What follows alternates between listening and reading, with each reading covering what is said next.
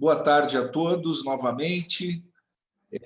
Vamos agora para a conferência magna de encerramento deste Seminário Internacional de Direito Administrativo em homenagem ao professor Juan Carlos Cassagne.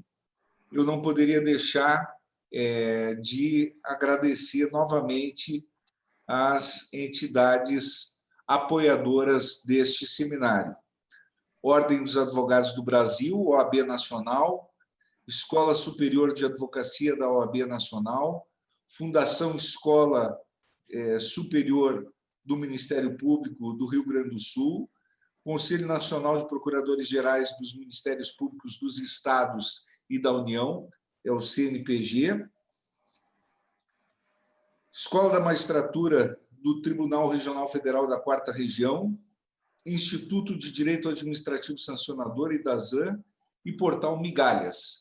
São as entidades que apoiaram este seminário organizado pelo Instituto Internacional de Estudos de Direito do Estado, do qual sou presidente, que tenho a honra de ocupar a presidência, e instituto que foi fundado, entre outros, pelo presidente honorário, saudoso professor Eduardo Garcia de Enterria. Professor Juan Carlos Cassagne, nosso homenageado, que fará a conferência de encerramento deste evento. Professor nació em San Nicolás de los Arroyos, província de Buenos Aires, el 2 de diciembre de 1937. Cursó sus estudios primarios y secundarios en los colegios Champañá, Buenos Aires, y Carmen Arriola de Marín, San Isidro. Es abogado, egresado de la Facultad de Derecho y Ciencias Sociales de la Universidad de Buenos Aires en el año 1966 y doctor en Derecho y Ciencias Sociales en la especialidad de Derecho Administrativo y Ciencias de la Administración. Entre 1983 y 89 trabajó en los tribunales de primera instancia de los fueros federal y penal de la capital federal argentina. A partir de 1966, actuó como docente en la Cátedra de Derecho Administrativo de la Facultad de Derecho de la Universidad de Buenos Aires, bajo la dirección de los profesores Miguel Marienhoff, Jorge Tristán Bosch, Manuel María Díez y Pedro Abarasturi, que por entonces eran los juristas de mejor jerarquía y prestigio en Argentina y Iberoamérica. Más tarde, alcanzó la titularidad de la cátedra de esa misma universidad y en otras facultades de universidades privadas, Universidad Católica Argentina de El Salvador y del Museo Social Argentino. Desde 1972 hasta 1983 dirigió la carrera de especialización en Derecho Administrativo y Ciencias de la Administración. A su vez, fue decano de la Facultad de Derecho de la Universidad del Museo Social Argentino.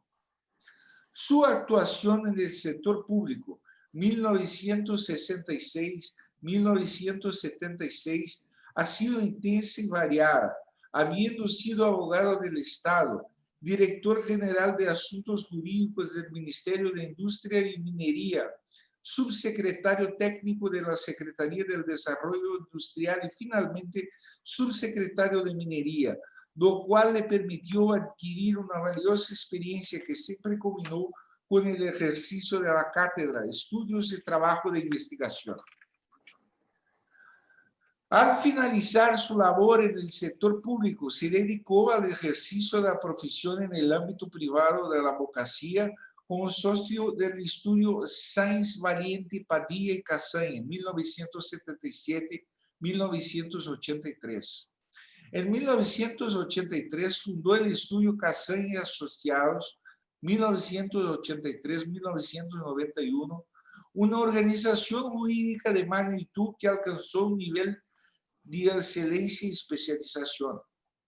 Completa su experiencia empresaria y profesional el hecho de haber sido socio fundador del estudio Cárdenas, Cassagne y Asociados en el año 1991 y ha integrado a partir de 1992 el directorio como presidente cívico, respectivamente, de empresas distribuidoras de gas y de electricidad en el área metropolitana y en el Gran Buenos Aires. Fue presidente del directorio 1992-1998 de la compañía distribuidora de gas natural en Buenos Aires, Metrogas.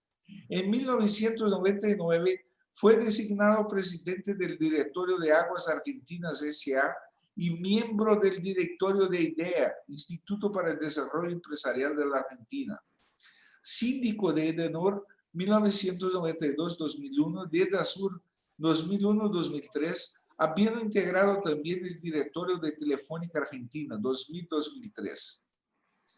Integrante de las más importantes asociaciones empresarias, tales como la Cámara Argentina de Comercio, la Unión Industrial Argentina, la Asociación Empresaria Argentina, la International Law Association, la Cámara de Comercio e Industria Franco-Argentina, la Cámara Española de Comercio, entre otras, y fue designado vicepresidente de la Asociación Iberoamericana de Estudios de Regulación. Ha sido y es asesor de la Asociación de Entidades Periodistas Argentinas y de la Asociación de Editores de Diarios de la Ciudad de Buenos Aires, participando en diversos seminarios y reuniones en los que se abordó el tema de la libertad de expresión y los mecanismos para protegerla. Presidió durante 2 periodos la Asociación Argentina de Derecho Administrativo, organizando importantes seminarios y congresos científicos. Junto con el profesor español Jesús González Pérez, ha dirigido durante varios años las jornadas hispano-argentinas de Derecho Administrativo, en las que han participado los más destacados especialistas de la disciplina. Ha realizado actividades docentes, científicas y académicas en la Universidad Nacional de Cuyo, Mendoza, la Universidad FASTA, Mar del Plata, entre otras. Fue director del Instituto de Derecho Administrativo profesor Rafael Bielsa y del curso de especialización en Derecho Administrativo 1974-1983 de la Universidad de Buenos Aires. Es profesor visitante de la Universidad de París, 10, Nanterre, Francia, y de la Universidad de Pau, Francia, de las Universidades Españolas Autónomas de Madrid, Salamanca, San Pablo Sur, La Coruña, Navarra, Valladolid, la Escuela Gallega de Administración Pública y de varias casas de estudios de Iberoamérica como la Pontificia Universidad Católica de Chile, la Universidad de la República Uruguay, la Universidad de Estado de Río de Janeiro, la Universidad Católica de la misma ciudad y el Colegio Mayor de Nuestra Señora de Rosario de Bogotá, donde fue honrado con la designación de profesor honorario en 1984 por sus méritos académicos relevantes en el campo del derecho público. Desde el año 2005 es miembro del Comité Científico de la Universidad de Salamanca en la Argentina. Su actividad al frente de los cursos de posgrado y de doctorado ha sido extensa y variada en diferentes universidades del país y del exterior. Participó en numerosas comisiones redactoras de proyectos de leyes, algunos de los cuales tuvieron sanción legislativa, como la Ley Nacional de Expropiaciones, el régimen jurídico básico de la función pública, el Código Contencioso Administrativo de la Provincia de Buenos Aires y la Ley de Procedimiento Administrativo de la Provincia de Santiago del Estero. Ha fundado y es director de la Revista de Derecho Administrativo, publicación trimestral especializada que se edita desde el año 1989. Es director del Instituto de Derecho Administrativo de la Academia Nacional de Derecho y Ciencias Sociales de Buenos Aires y integra el Consejo Académico del Programa Máster en Derecho Administrativo de la Universidad Austral. Es miembro de número de la Academia Nacional de Derecho y Ciencias Sociales de Buenos Aires. Académico honorario de la Academia Real de Jurisprudencia y Legislación y académico correspondiente de la Real Academia de Ciencias Morales y Políticas, ambas de Madrid. Miembro de la Academia Internacional de Derecho Comparado, con sede en París, y de la Academia Interamericana de Derecho Internacional y Comparado. Socio fundador del estudio Casaña Abogados, ejerce la profesión informativa en el campo del asesoramiento empresario vinculado con la administración pública, así como en el ámbito judicial en lo contencioso administrativo. 2005. Por su actividad científica en el ámbito del derecho administrativo, obtuvo una serie de premios, entre los que cabe mencionar el discernido por el Colegio de Abogados de la Ciudad de Buenos Aires en el año 1970, primer premio en el concurso Dr. Díez. En 1996 recibió el premio CONEX de Platino, correspondiente a Derecho Administrativo, Tributario y Penal. En 2001 fue elegido como una de las máximas figuras del derecho público argentino y comparado, y fue elegido por la revista inglesa Chambers and Partners, Londres, como uno de los 100 abogados más destacados del mundo. Obtuvo la Orden Caballero Legión de Honor del Gobierno de Francia en 2003. En 2012 fue nombrado Lawyer of the Year 2012 de la publicación Best Lawyers. Recientemente fue nombrado académico honorario de la Academia Peruana de Derecho 2014. Tenemos el honor de ser también consultor de nuestro despacho Medina Osorio Abogados. Es miembro del Instituto Internacional de Estudios de Derecho del Estado. Es autor de numerosas obras jurídicas. Podemos destacar esta, una de las más recientes. Es jurista reconocido internacionalmente. Es miembro de la Escuela de Catedráticos Don Eduardo García de Enterría, de la cual también somos miembros. Es un gran maestro para todos nosotros, juristas latinoamericanos. Consideramos el más grande jurista administrativista de América Latina, una gran referencia humana y como jurista para todos nosotros. Por eso tenemos el honor de hacerle este pequeño homenaje con este Seminario Internacional de Derecho Administrativo, reuniendo aquí juristas de varios países de América Latina y de España, de Brasil, para reconocerle los méritos personales, humanos y de jurista, de profesor, de maestro, de abogado, como es grande este hombre, este jurista, Juan Carlos Casaña. Agradecerle por todos los méritos, las enseñanzas que viene impartiendo a lo largo de su vida. Vamos ahora a escuchar la ponencia que tiene para impartir y para compartir con nosotros. Muchas gracias, don Juan Carlos Casaña. La palabra es suya. Ante todo, quiero agradecer al Instituto Internacional de Estudios de Derecho del Estado, presidido por el eminente jurista brasileño Fabio Medina Osorio, coordinador científico de estas jornadas y gran amigo. Vienen a mi memoria en esta ocasión algunos recuerdos. Recuerdos con juristas del derecho de Brasil, que ya no están más, ¿no? Conocí a dos de ellos que ya no están más, y otro que por suerte vive, que es Celso Antonio Bandeira de Melo, en oportunidad de un congreso internacional que hicimos en la Argentina en 1977. Allí se armó una corriente de simpatía muy grande, intelectual, y que después se generó una amistad muy profunda con dos profesores brasileños muy importantes, Caio Tácito y Manuel de Oliveira Franco Sobrinho.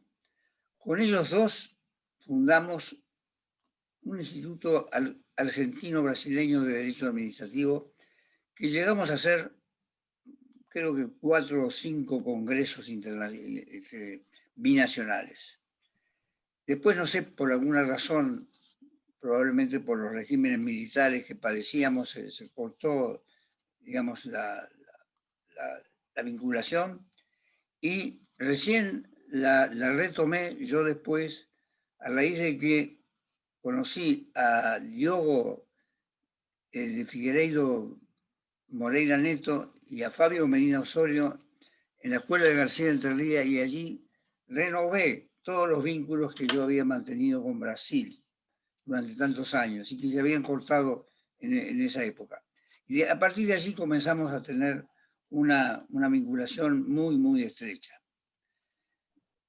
Tanto que a Fabio, ahora que no vive su maestro, lo vamos a nombrar embajador de la República Argentina, porque siempre nosotros teníamos en España, el embajador nuestro era Jesús González Pérez, ¿no? Pero ahora en Brasil va a ser Fabio Medina Osorio. Esto sin perjuicio de toda la amistad y el reconocimiento que tengo por todos los juristas de Brasil, que para mí son extraordinarios. También no puedo olvidar en esta ocasión de evocar a mis maestros, quienes fueron mis maestros en Argentina, comenzando por el doctor Miguel Santiago Marienhoff, por los doctores Jorge Tristán Bosch, Manuel María Díez, Juan Francisco Linares y Pedro Verasturi. Ellos contribuyeron grandemente a mi formación jurídica y moral, porque eran además grandes cultores de los buenos principios de la ética en las familias y en la profesión. A mis maestros de Europa también, a Eduardo García de Enterría, tan recordado por Fabio siempre, su discípulo, a don Jesús González Pérez, el amigo mío de toda la vida, a André de Lobader, con quien inicié mis primeros contactos en Francia. A todos ellos les debo mucho de mi formación jurídica. Nadie se forma solo. Siempre hay alguien arriba de uno que le va indicando el camino. Y por último, a mis colegas, profesores de Derecho de toda América Latina, empezando por el Brasil, no me quiero olvidar de nadie, por eso no los voy a nombrar, el Perú, Colombia, Uruguay, Chile, Venezuela, México y Ecuador. En todos ellos y en otros países más que no he nombrado aquí, falta quizá Paraguay, tengo grandes amigos. De manera que a ellos también les agradezco muchísimo el haberlos conocido y haber disfrutado de su riqueza intelectual. Hoy voy a hablar de los límites de la emergencia, pero para aplicar un poco la teoría del derecho administrativo, de la responsabilidad, voy a decirles que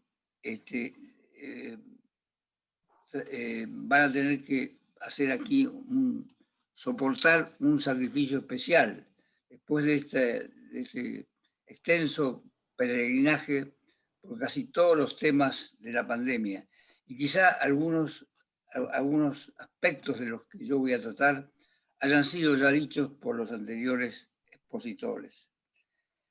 Yo creo que el eje de toda la temática del derecho administrativo gira, como decía Tomás Ramón Fernández, en gran parte, no diría que todo es, pero gira en gran parte alrededor de la doctrina de la arbitrariedad, que evita el abuso de poder y trata de proteger las libertades de las personas. Esto sin perjuicio de todas las finalidades sociales que tiene que perseguir el derecho administrativo, que son muy importantes también.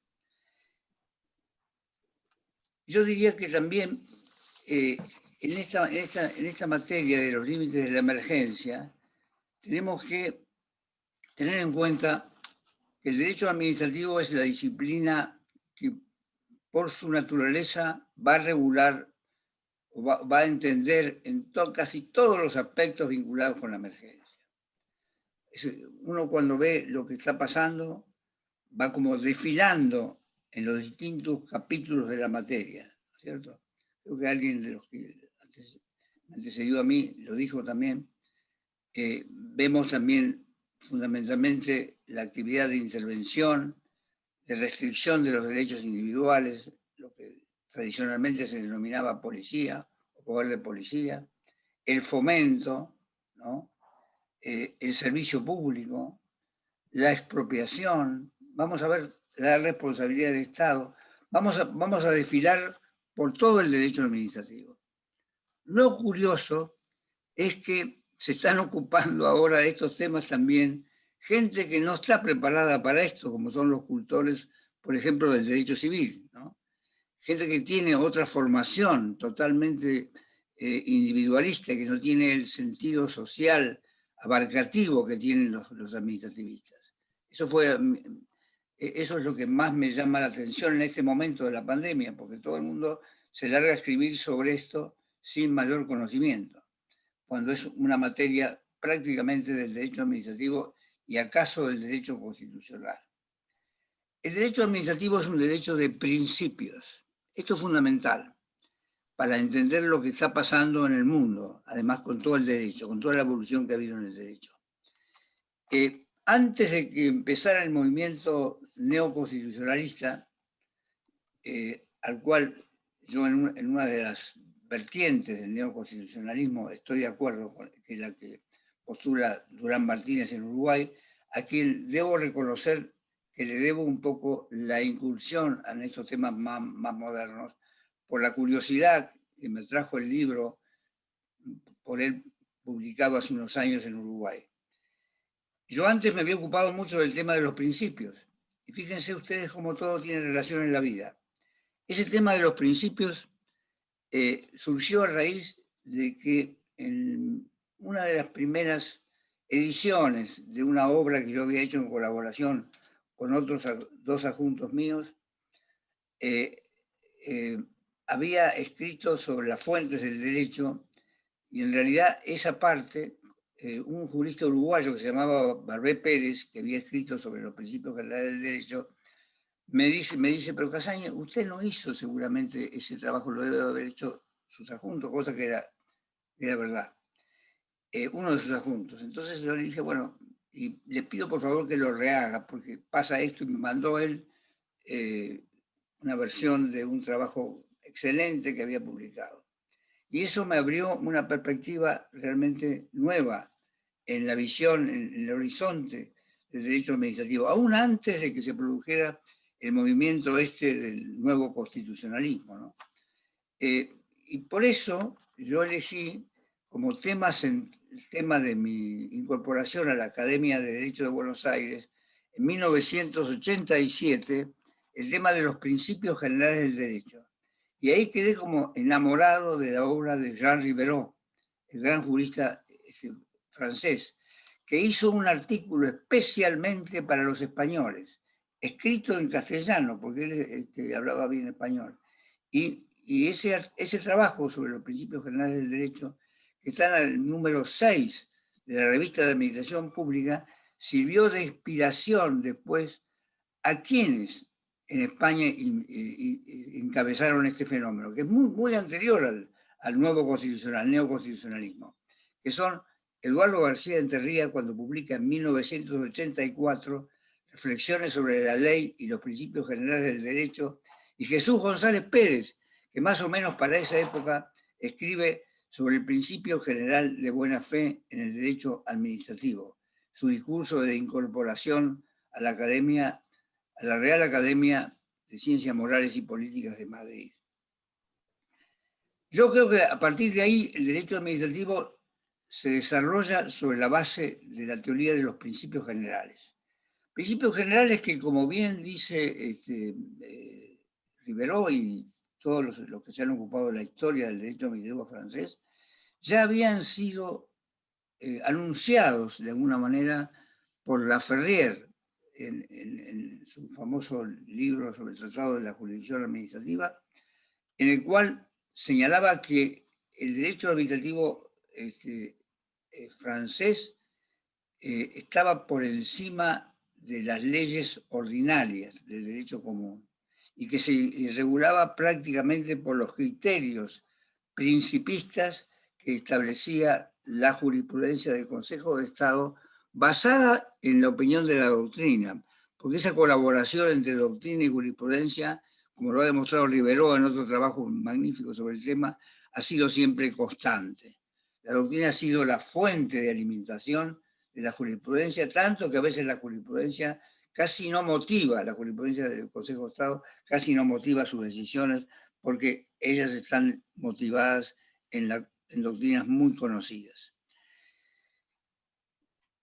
La emergencia plantea una serie de problemas jurídicos muy graves e intensos, porque por un lado desplaza el derecho ordinario y ciertas competencias, como lo explicó muy bien Barnés, haciendo las competencias más verticales, y el otro efecto importante que produce, restringe las libertades.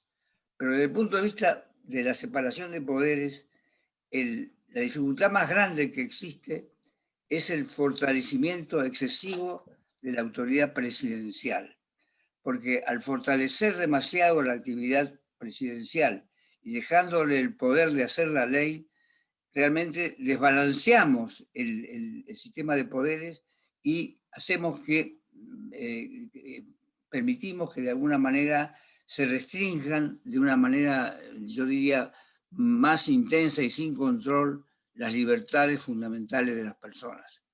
Este es el problema más grande que tenemos que enfrentar ahora.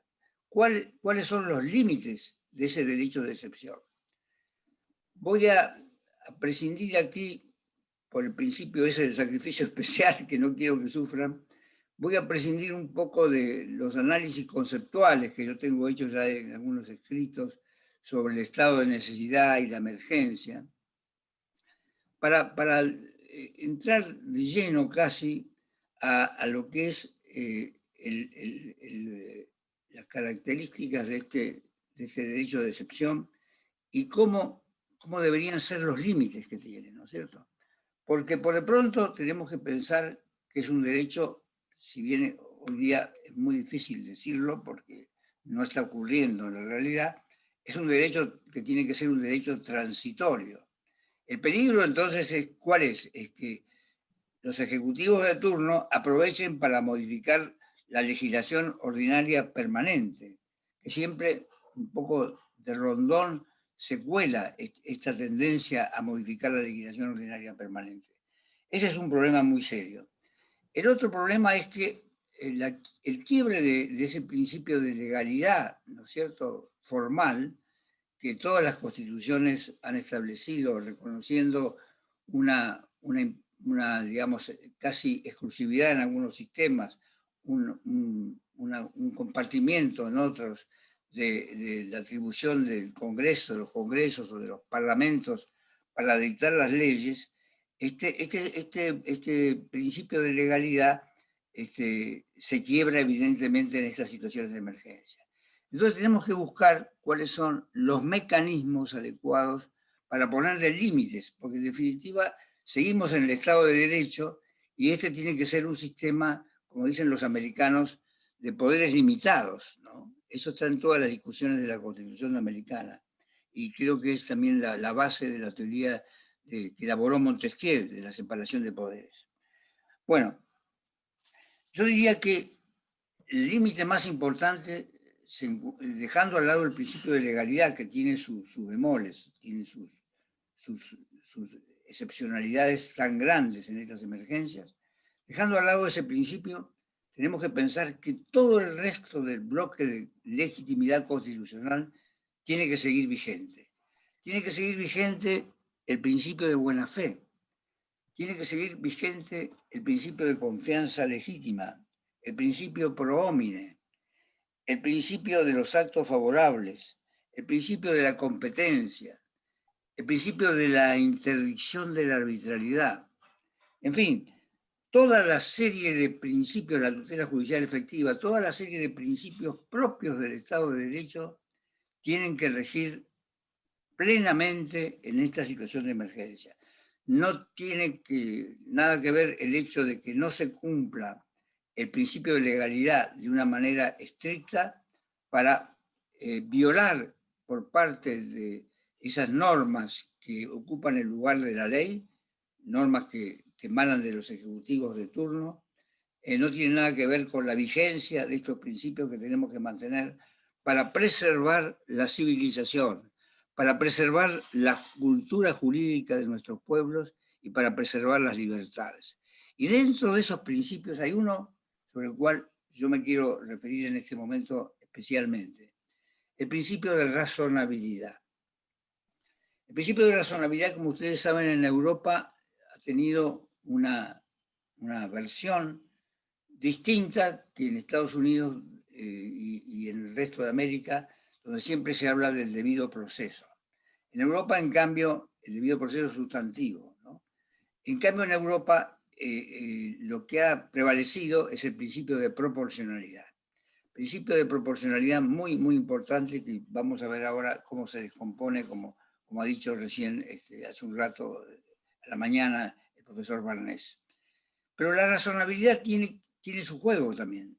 Conjuntamente con el principio de proporcionalidad hay que tener en cuenta otros principios como el debido proceso, la igualdad, fundamentalmente, la prohibición de arbitrariedad, ¿no? y el principio finalmente de proporcionalidad. El principio de proporcionalidad se refiere a que estas medidas que se dictan durante la emergencia deben cumplir con tres subprincipios fundamentales: la adecuación, la necesidad y la proporcionalidad en sentido estricto. La adecuación hace a la idoneidad de los medios en relación a los fines, o sea que se refiere a la utilidad más bien de las medidas. La necesidad, en cambio, se refiere a la exigencia de adoptar las medidas menos restrictivas a los derechos fundamentales de las personas. Y por último, la proporcionalidad en sentido estricto, que ya requiere realizar un balance, una ecuación entre los costos y los beneficios, las ventajas y las desventajas, que no siempre tiene que ser un balance de tipo económico, sino también a veces político y a veces también social, como lo que estamos presenciando en estos momentos. Es importantísimo que los tribunales adopten la teoría de la proporcionalidad por su gran facilidad para aplicarla en las situaciones fácticas, en la práctica. En la jurisprudencia argentina siempre se había seguido hasta hace muy poco tiempo la jurisprudencia norteamericana del debido proceso, que era una jurisprudencia bastante inorgánica, ¿no? No estaba construida así armada como esta doctrina de la proporcionalidad. Y a partir del año 2005 van apareciendo algunos fallos así, medios perdidos, donde se recoge el principio de proporcionalidad y finalmente la Corte Suprema, en una acordada que lleva el número 17 del año pasado, exhorta a todos los tribunales inferiores a adoptar el principio de proporcionalidad con arreglo a las pautas que yo les he señalado recién. Bueno, señores, a mí me llena de satisfacción este homenaje, me resulta muy grato y solo pretendo agradecerles con todo mi corazón el esfuerzo que han hecho quienes han disertado esta mañana y la colaboración que siempre me han prestado todos los adjuntos y jefes de trabajos prácticos de mis cátedras. Y a Fabio, nuevamente, un enorme abrazo, toda mi amistad y todo mi agradecimiento. Muchísimas gracias. Muchísimas gracias por su magnífica ponencia, professor Juan Carlos Cassagne. Muito obrigado a todos que nos prestigiaram, todos que nos assistiram. Renovo os agradecimentos às instituições que nos apoiaram neste seminário. Também gostaria de reiterar os agradecimentos a todos os palestrantes, todos os mediadores que participaram deste seminário.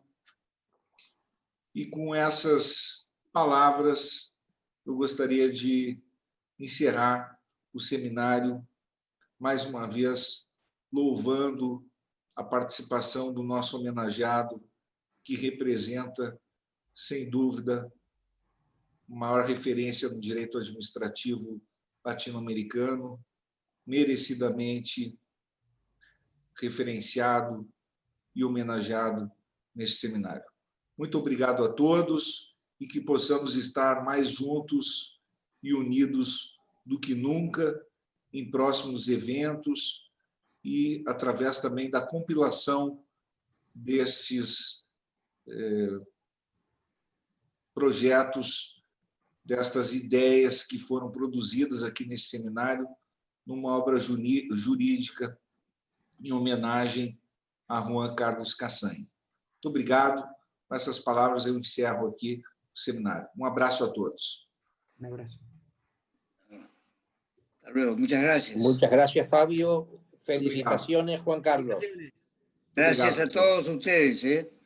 Obrigado a todos. Muchas gracias. Gracias. Gracias, felicitaciones. Un abrazo Gracias. grande.